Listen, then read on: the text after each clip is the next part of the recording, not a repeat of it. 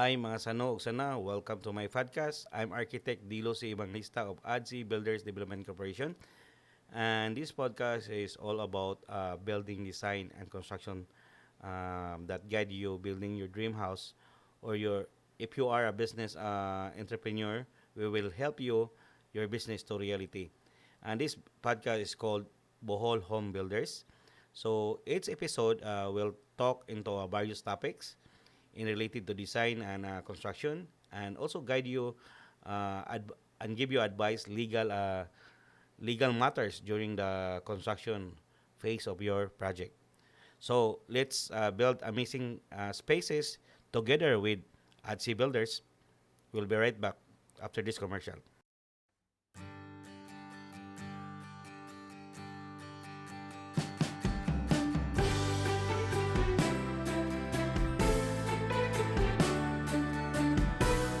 So, welcome back. I'm Architect Dilo si Evangelista.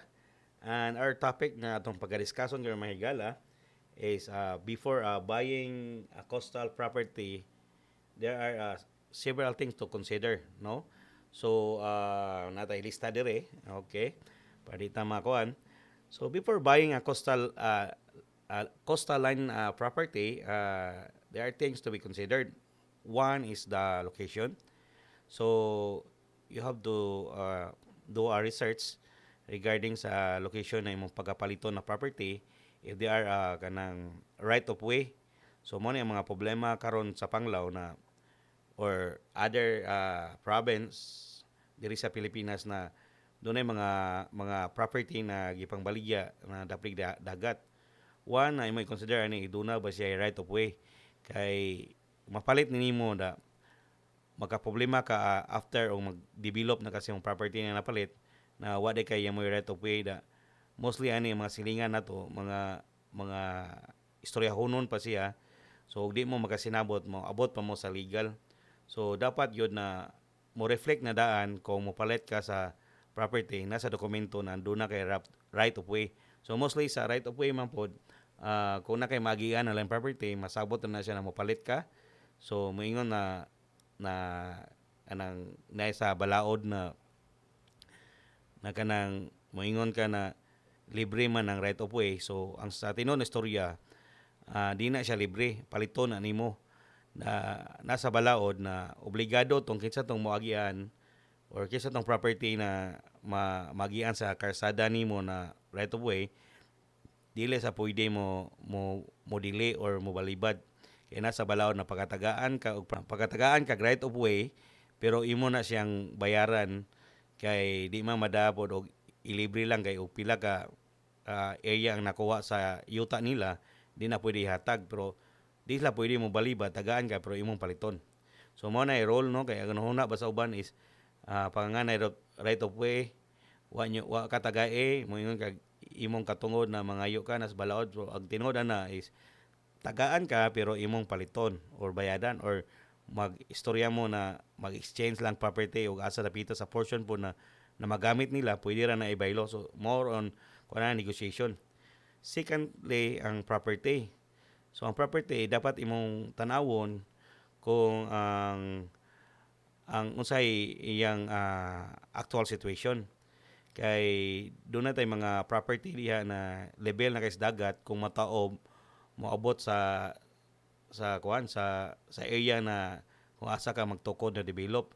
So imo nang tanawon na ikaduha mas maayo kung ang property ma-elevate siya gamay kay kung dunay mga disaster like tsunami or kanang low pressure na motaas ang dagat, at least ang imong property na gituko dili madirekta og damage kay doon na may kuan nito mag barrier na dili ma direct impact sa imong property kundi dito ra sa may elevated area. So mo na mga higala na dapat imong pagkatanawon. Ang ikatulo na to mga higala tanawon ni or ang documents na naka-reflect dito is saktong dokumento. So ato nang kuno na doon na po yung mga property diya sa uban diri sa Panglao Dawis or diri sa may Baclayon na nag-double sale. So inyo nang tanawon para di mo mailad kay daghan na kay diri na mga ahente na maligya na dili license. So dapat kung mopalit mag property mga ni moduol mo sa legal no ngantong legal na gi-recognize sa government na broker. Kay mo na sila katungod na o doon na sila right na mo negotiate sa owner o kuan sila may gi-recognize sa government. So either broker, agent or appraiser.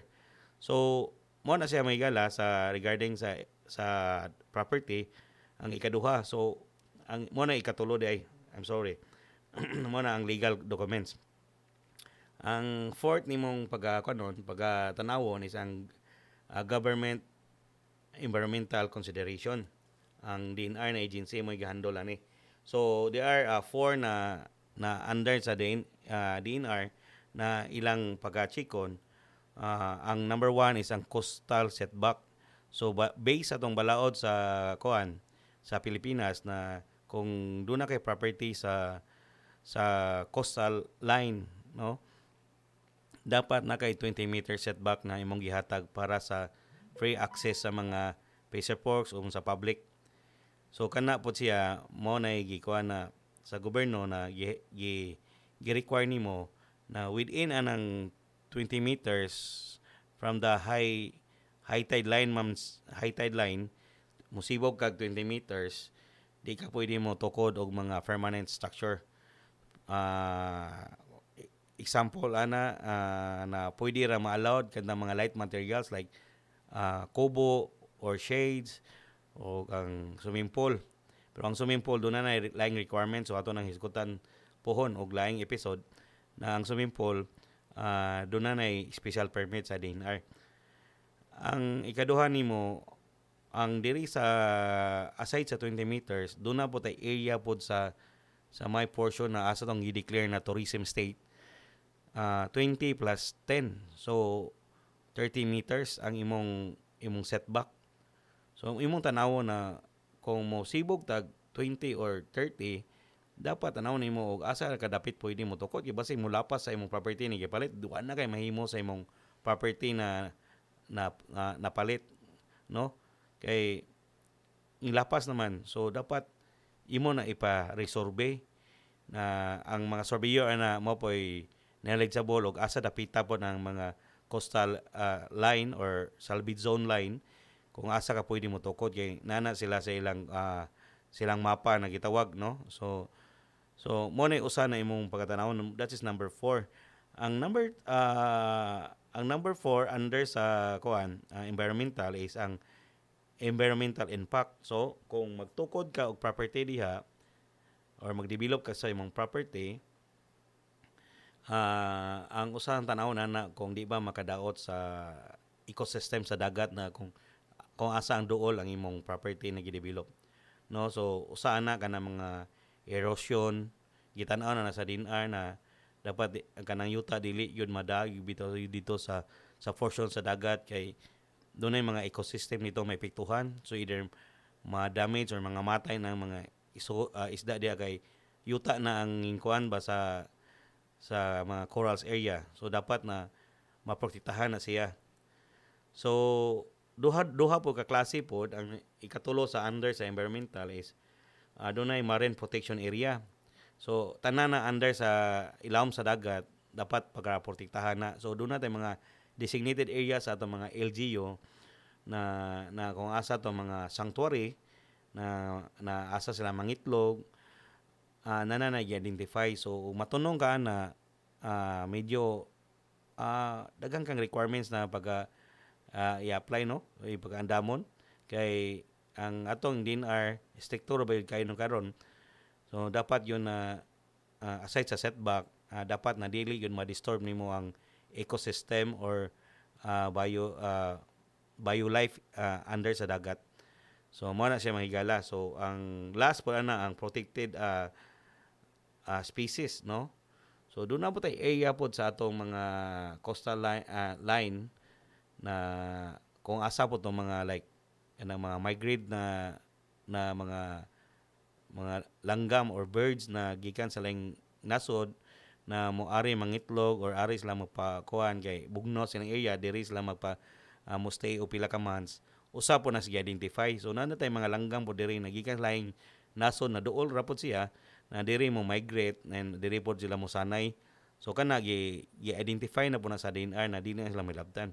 So about sa DNR mo ni ang mga kuan mga factor na imong i-consider o magtukod kag balay.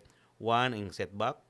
Two is environmental impact. Kung unsay mong buhaton niya o makaguba ba ka diha, kay namo pay uban po na motukod og balay na magama po og mga private na mga docking area or gagmayng pantalan, no, na para nila. So kana di na i-allowed. So di ka pwede magtukod og permanent structure diha sa may coastal line.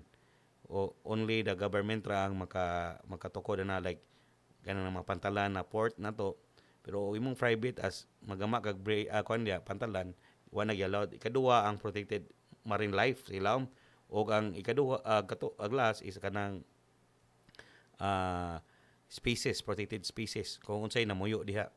So ilawom og taas gi protektahan na sa atong gobyerno. Last is the utilities and infrastructure. Ang doon na may linya dito na tubig, no, usa na imo ikuan kay magproblema ka. So na poy areas po sa atong probinsya na wa pa poy tubig ning sud ni area. So mostly mag deep well. So karon po ang gobyerno nakakita po na dunay problema, gi-encourage po na di na i-allowed ang deep well tungod kay maka-create nag sinkhole sila. Kay tanang residue mga na i-pump na siya pataas, so mahog na mahalo ang ilawom. So it takes pa pila ka years, pero maka depende sa area pod og murag silbing basbas sa ilawom, so dali ra siya masuyop pataas. So mahog daw na mahalo ang ilawom, mahog na mo collapse ang nas taas, so maka-cause na po na og damage sa atong environment. Ikaduha ang electric power line. So imo na itan-aw kay kung naka sa sulod gyud kaayo na kay daghan na kang giagiyag property gikan sa highway, obligado ka na maay kag permit sa mga owner sa yuta na imong nalabyan sa imong wire. So kana dako na po ng problema kay nay uban po na mga owner wa diri sa Pilipinas to sa abroad. So kinsa may mo pirmaan na or kinsa imong sangiran, so maglabad ka. So mo ni may higala na dapat may consider mo follow naman tong mga internet na connection, telephone, usa na siya, pero kung na kay poste na makuha na makarga na tanan mga cable TV, na sa tanan, so part na sa poste. So mo ni mahigala ang pinaka-importante factor na imong pagkatanaw na i-consider yun nimo na mo before ka mapalit, makita nimo no kini. So og gusto mo palit mo duol mo og mga licensed broker, agent or lawyer na mo advise nimo og unsay mga buhaton nimo kaning propertyha. O katong gi-mention ako na upat ang location, good bang location, property, legal documents, ang dokumento sa mga sa yuta na klaro ba tanan, wala bay hukos-pokos. And 4 is the utilities and infrastructure. So mo ni mga higala na atong pagka hisgutan karon, hopefully na doon na mo'y nasabtan or nakatunan. Sunod na tong kuan episode na pod maghisgot na butag lain regarding yapon ni sa mga tips na kung gusto mo stay for good sa Pilipinas ug balik, kung namos mga abroad, dapat na maminaw mo na mo para makahatag may guide ninyo na hopefully na mo like mo sa akong channel, Bohol Home Builders YouTube channel o Spotify podcast. Makita ko niyo dito kining episoda na in-out ko na mo like mo o i-share ninyo o katon yung mga amigo or mga pamilya na gaplano o mo develop og property dire. You can contact ADSI Builders, no, mo guide me ninyo. Visit lang mo sa mga website www.adsibuilders.com or sa email na mo na adsidesign@gmail.com, or you can contact us 0917 168 70115. Okay, ang balikon 0917 168 70115. Okay, daghang salamat og sunod episode. Doon na tayo mga interesting na topic and hopefully mo invite ko na mga kung unsa ila i-share ninyo or ikatabang da kung doon na mo yung mga concern or question or suggestion aning akong podcast, willing mi mo kuan no mo basa sa inyong mga comments diri sa atong email, ADSI Builders Development Corporation. So guys, this is it. See you next episode. I'm Architect Dilo sa Evangelista. See you soon. Bye-bye.